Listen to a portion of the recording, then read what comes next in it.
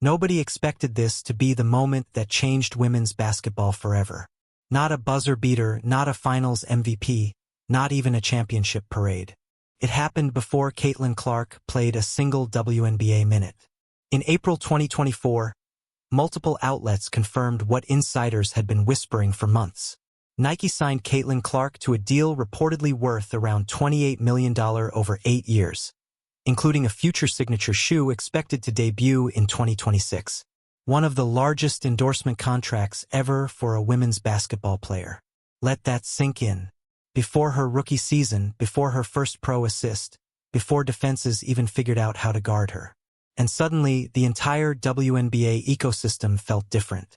Here's why this wasn't just a shoe deal. Nike doesn't hand out signature shoes lightly. Their women's basketball roster already includes legends Sabrina Ionescu, Breanna Stewart, Ya Wilson, players with championships, MVPs, Olympic gold. Caitlin Clark hadn't played a single WNBA game yet. But Nike wasn't betting on stats. They were betting on gravity. Because everywhere Caitlin went, Iowa sold out arenas. TV ratings shattered records. Opposing gyms turned into road home crowds. ESPN games featuring Clark regularly doubled, even tripled normal viewership, and Nike saw something bigger than basketball. They saw a cultural inflection point. Clark herself hinted at that mindset when discussing footwear design, saying she wanted something unique to me, not just another recycled model, a sneaker people chase, not just wear. That detail matters. Nike wasn't planning a basic endorsement. They were planning a moment. Inside the league, the deal sent shockwaves. Veteran players noticed. Front offices noticed. Sponsors noticed. Because whether fans loved Caitlin or criticized the hype, one truth became unavoidable. She was already moving money, eyeballs, and influence at a level the league had never seen from a rookie. And here's the part most people missed. Caitlin Clark didn't ask for this power. She didn't campaign for it. She didn't announce it loudly. Nike moved first. And once they did, the league could never go back to normal again. But this deal wasn't just about Caitlin Clark. Because what happened next, the ripple effects, the quiet tensions, and the pressure it put on everyone else is where this story really starts. Here's where the story takes a turn most fans weren't ready for. Because once Caitlin Clark's Nike deal became public, it didn't just elevate her. It quietly reset expectations for the entire WNBA. Think about the timing. The league was already coming off record momentum. The 2023 WNBA season saw its highest attendance in years. The 2024 draft shattered viewership records, with Caitlin Clark's selection by the Indiana Fever becoming the most watched WNBA draft ever. And then Nike dropped the deal. Suddenly, front offices weren't just building rosters. They were managing spotlights. Every Fever road game instantly became a national event. Ticket prices surged. Secondary markets exploded. Arenas that hadn't sold out in years were suddenly packed weeks in advance. This wasn't normal rookie hype. This was economic gravity. Veteran stars understood it immediately. Sabrina Ionescu had already proven that a signature shoe could move culture and sell globally. A Wilson had built a resume that demanded respect. Breanna Stewart had championships, MVPs, and Olympic gold. But Caitlin Clark was arriving with something different. She wasn't chasing legacy yet. Legacy was chasing her. And that created tension, not resentment, pressure. Because every rookie deal, every endorsement negotiation, every future #1 pick would now be measured against Caitlin's Nike benchmark. Agents noticed, sponsors noticed, players noticed, and Clark, she kept saying the same thing. She focused on basketball. In interviews, she consistently downplayed individual attention, redirecting praise to teammates and the growth of the game. She talked about responsibility, not entitlement, about understanding what the moment represented, not just for her but for women's basketball as a whole. That restraint mattered, because the louder the hype got, the quieter she stayed. And that contrast only made the deal feel bigger. But here's the part nobody talks about enough. Nike didn't just sign Caitlin Clark because of numbers or buzz. They signed her because she didn't fracture the room. Despite intense scrutiny, physical defense, and relentless criticism, Clark never leaned into controversy. She didn't escalate. She didn't clap back. She absorbed pressure and kept moving forward. That made her safe and dangerous. Because when a player can carry hype and restraint at the same time, that's when leagues change. And coming up next, the unintended consequences of that Nike deal and why some people inside the WNBA quietly realized they were now playing in a different era. Now, this is where the conversation inside the league got uncomfortable because Caitlin Clark's Nike deal didn't just raise her profile. It forced comparisons no one wanted to make out loud. For years, WNBA stars had fought for recognition, equity, and investment. Players like Wilson and Breanna Stewart built championship resumes. Sabrina Ionescu shattered records and launched a wildly successful signature shoe. Those milestones mattered, but Caitlin Clark arrived with something unprecedented. She brought mainstream inevitability. Television partners adjusted schedules. Broadcasters pushed fever games into prime slots. Social media engagement around Clark regularly outperformed entire team accounts. And suddenly conversations shifted from how do we grow the league to how do we manage this level of attention. That distinction is massive because growth is controlled. Attention is chaotic. Inside front offices, executives understood the upside. Sold-out arenas, higher sponsorship interest, rising valuations. But they also knew the risk imbalance. When one player becomes the gravitational center, everything else bends toward them. Clark didn't ask for that, but she couldn't escape it either. What made this even more complex was how she handled it. She never positioned herself above veterans. She consistently credited those who came before her. She spoke about learning, adjusting, and respecting the league's physicality. That mattered to players because this wasn't a rookie walking in like she owned the room. This was someone aware she'd walked into a house already built by others. And yet, the numbers kept speaking louder than words. Nike's reported $28 million commitment wasn't just endorsement confidence. It was a statement about who could carry the sport forward into new spaces. Sneaker culture, casual fans, younger audiences who hadn't followed the WNBA before, and that created a silent divide not between players, between eras. Some fans framed it as favoritism. Others called it overdue investment, but insiders described it as something simpler, inevitability meeting timing. Because Caitlin Clark didn't just peak at the right moment. She arrived when the league was finally ready to catch what she brought with her. And here's the twist. This deal didn't just change how rookies are viewed. It quietly changed how teams evaluate pressure. Because if Caitlin Clark could carry this level of spotlight and still perform, the bar for mental toughness just moved. The next we need to talk about Indiana and why this Nike deal put a target on the Fever before the season even tipped off. Indiana didn't just draft a rookie. They inherited a spotlight. The moment the Fever selected Caitlin Clark with the number 1 pick in the 2024 WNBA draft, everything around the franchise shifted and the Nike deal amplified it tenfold. This was a team coming off a rebuilding season focused on development, chemistry, and patience. Suddenly, patience wasn't part of the conversation anymore. Every Fever practice became content. Every warm-up clip went viral. Every road game felt like a neutral site event, and Clark walked into all of it carrying the weight of a $28 million endorsement and the expectations that came with it. Here's the reality most casual fans missed. Indiana didn't just have to help Caitlin succeed on the court. They had to protect her off it. Opposing defenses were physical from day one. Teams tested her stamina, her composure, her ability to play through contact. Veterans made it clear nothing would be given. And Clark responded the only way she knew how. She worked. She adjusted to the speed. She absorbed contact.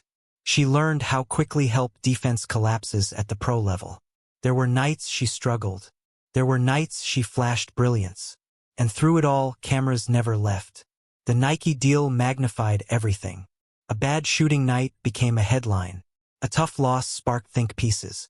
A quiet quarter triggered social media debates. But internally, the Fever stayed steady. Coaches emphasized growth over noise. Teammates spoke about her work ethic, her willingness to listen, her competitiveness in practice. The narrative outside was loud. Inside, it was controlled. And that balance mattered because Indiana understood something crucial. This wasn't just about Caitlin Clark's rookie season. This was about sustainability. Nike wasn't planning a one-year spike. They were planning a decade-long presence. And the Fever knew that if they rushed the process, the cost would be higher than wins and losses. But here's where the pressure really intensified. Every time Indiana stepped onto the floor, they weren't just representing a franchise. They were representing the future image of the league. And the rest of the WNBA noticed because if Indiana cracked under the spotlight, critics would say the hype was too much. If they thrived, the bar for every rebuilding team would rise. And coming up next, the moment players across the league realized Caitlin Clark wasn't shrinking from the pressure. She was learning how to carry it. There was a moment, subtle, easy to miss, when the league's tone around Caitlin Clark changed. It wasn't a press conference. It wasn't a viral clip. It was on the floor. Opposing teams stopped testing her emotionally and started testing her strategically. That's when veterans knew because early on Clark was getting the full rookie treatment. Physical defense, constant ball pressure, traps far beyond the three-point line. Teams wanted to see if the hype would crack her. Instead, she adapted. She started moving without the ball more. She trusted teammates. She took fewer rushed shots and punished defenses with passes when they overcommit. The game slowed down. And when the game slows down for a shooter like Caitlin Clark, things get dangerous. Players around the league noticed the shift. You could see it in defensive adjustments, in how quickly help rotated, in how coaches spoke post-game. This wasn't about welcoming a rookie anymore. This was about containment. And here's why the Nike deal matters in this phase. Because endorsement pressure breaks players all the time. When the money is loud, the expectations get louder. But Clark never tried to perform the deal. She played the game the same way she always had. Confident, aggressive, accountable. That steadiness is rare, especially for someone carrying the financial weight of a reported $28 million commitment and the symbolic weight of being labeled the future. And quietly, something else happened. Younger players started watching differently. Not just how she shot, but how she handled mistakes, how she responded to hard fouls, how she answered questions after losses. She didn't deflect. She didn't dramatize. She owned it. That's when her presence crossed from hype into leadership without a speech, without a title. And it sent a message Nike already understood. This wasn't a short-term phenomenon. This was a player learning how to exist at the center of a league without letting the league consume her. But here's the part nobody was prepared for. The ripple effects of Caitlin Clark's deal didn't stop with Indiana or Nike. It started reshaping how the next generation would be valued. And that's where this story gets even bigger. Here's the consequence nobody talked about on draft night. Caitlin Clark's Nike deal didn't just reward her. It recalibrated the ceiling for everyone coming next. For years, elite women's basketball players were told the same thing. The talent is there. The audience will come eventually. The money will follow someday. Clark's deal shattered that timeline. Someday became now. Front offices began thinking differently about marketability. Sponsors started asking new questions. Agents recalculated leverage because if a rookie could command a reported $28 million commitment before playing a pro game, then the old playbook was officially outdated. And this wasn't theory. You could see it in how brands talked about women's basketball afterward. More long-term language, more signature talk, less hesitation. Nike didn't just invest in Caitlin Clark. They validated the idea that a women's basketball player could be a primary brand pillar, not a secondary endorsement. That matters because endorsement ecosystems shape opportunity. They determine who gets visibility, who gets runway, who gets patience. Clark's deal forced the industry to acknowledge something players had known for years. The product was never the problem. Timing was. And Caitlin arrived at the exact intersection of talent, storytelling, and cultural momentum. But with that shift came new pressure, not just for players but for the league itself. The WNBA now had to support stars operating at unprecedented commercial levels. Travel, scheduling, marketing, everything was under a microscope because when athletes reach this tier, infrastructure matters, and the league knew it. Commissioner Kathy Engelbert publicly spoke about capitalizing on momentum, about ensuring growth matched demand. Clark's deal wasn't mentioned directly. It didn't need to be. Everyone understood the subtext. This was a test not of Caitlin Clark, of the system around her. And here's the part that made this deal even more powerful. Despite everything, the money, the hype, the expectations, Clark never reframed her goals. She kept talking about winning, improving, and competing, no brand first language, no entitlement, no distance from the grind. That consistency made the shift feel legitimate, not inflated. The next we need to talk about sneaker culture and why Caitlin Clark's future signature shoe might end up being the most important symbol of this entire moment. This is where the story leaves basketball and enters culture, because Caitlin Clark's Nike deal wasn't complete the moment the contract was signed. It won't be complete until her signature shoe hits the floor. According to multiple reports, Nike is targeting spring 2026 for Clark's first signature release. That timeline alone tells you how seriously they're approaching this. Signature shoes aren't rushed. They're engineered, tested, refined, and most importantly, marketed with patience. Nike knows the stakes. A signature shoe isn't just footwear. It's identity. It's storytelling. It's an invitation into sneaker culture, a space that has historically been difficult for women athletes to fully penetrate scale. Sabrina Ionescu cracked the door with her Sabrina 1. Ya Wilson is preparing to step through with her own. Caitlin Clark, she might kick the door off the hinges because Clark doesn't just bring fans. She brings new fans. Young shooters, casual viewers, people who didn't grow up watching the WNBA but found themselves staying. And that's the audience sneaker brands chase hardest. Clark herself has talked about wanting something that feels very unique to her. Not a copy, not a remix. A shoe people want to hunt for colorways that feel intentional. Drops that feel earned. That language matters. It signals long-term vision, not hype. Nike is betting that by the time the shoe drops, Caitlin Clark won't just be a star. She'll be a fixture. Someone whose game, personality, and presence are familiar across generations. And here's the thing most people don't realize. If this shoe succeeds, it changes everything. More signature opportunities, more youth investment, more leverage for future stars. More proof that women's basketball isn't niche, it's scalable. This isn't just about Caitlin Clark's name on a box. It's about whether the market is finally ready to respond at the level the talent has demanded for years.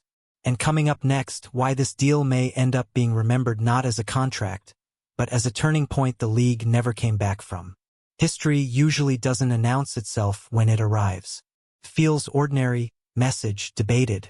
That's exactly what made Caitlin Clark's Nike deal so powerful, because in real time it wasn't universally celebrated. Some questioned the timing. Others questioned the scale. A few questioned whether she'd earned it yet. But history doesn't wait for consensus. It moves when conditions align. And Clark's deal aligned talent, timing, and visibility in a way the WNBA had never seen before. The league had stars. The league had skill. What it hadn't always had was sustained mainstream attention. Clark didn't create that alone, but she concentrated it. Media partners leaned in harder. Networks scheduled around fever games. Storylines followed her from city to city. And slowly, quietly, the conversation shifted from novelty to normally. This wasn't can women's basketball draw. It was how do we handle this demand? That's a different question entirely. Nike understood that distinction early. They didn't market Caitlin Clark as a moment. They positioned her as a constant, and the WNBA followed. League leadership talked openly about expansion, infrastructure, and long-term investment. Again, Clark wasn't always named directly. She didn't need to be. Everyone knew what had accelerated the timeline. And here's what makes this moment rare. Clark didn't fracture the league's identity. She didn't overshadow its values. She didn't turn the conversation inward. Instead, she became a focal point that amplified everything around her. Teammates, opponents, rivalries, stakes. That's why the deal didn't collapse under scrutiny. It held. And now, years from now, when people look back, this won't be remembered as the time Nike took a risk. It'll be remembered as the moment the industry finally caught up to the product. But the story still isn't finished.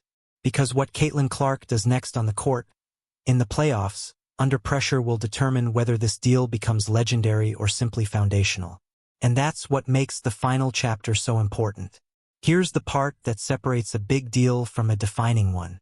Money can announce belief, but performance is what locks it in. And Caitlin Clark knows that better than anyone. Because once the Nike deal became public, the margin for error shrank instantly.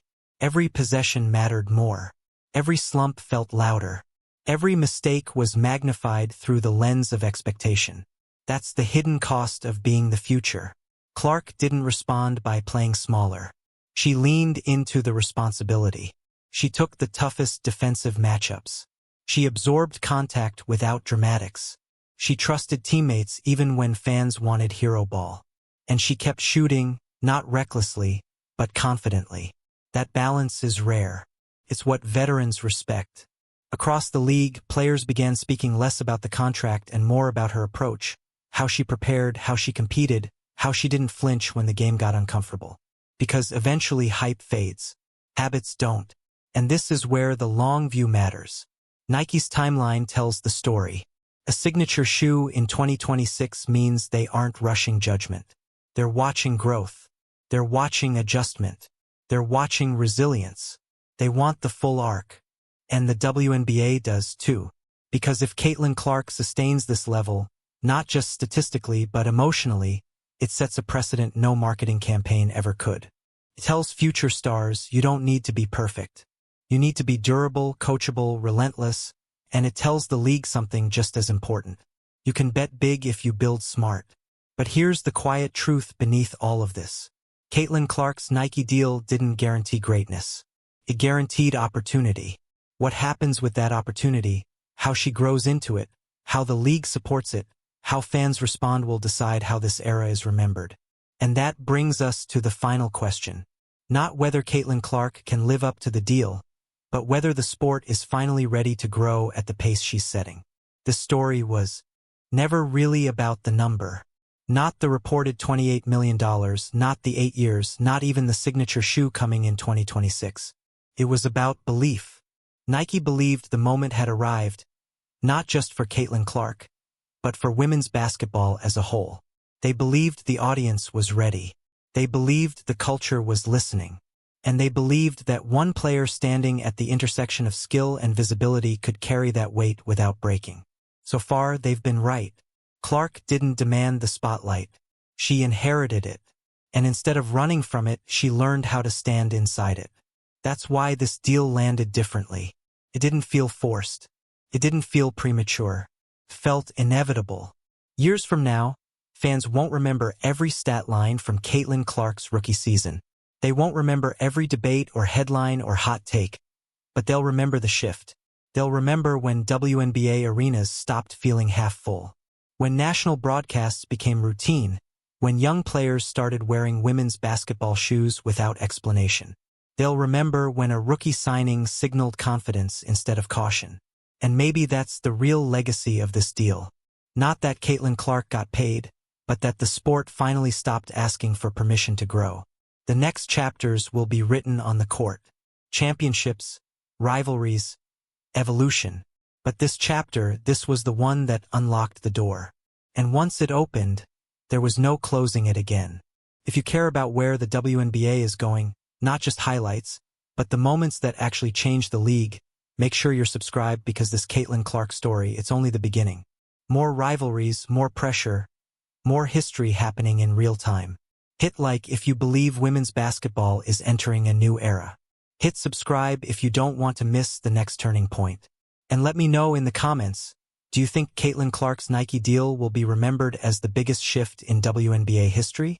I'll see you in the next.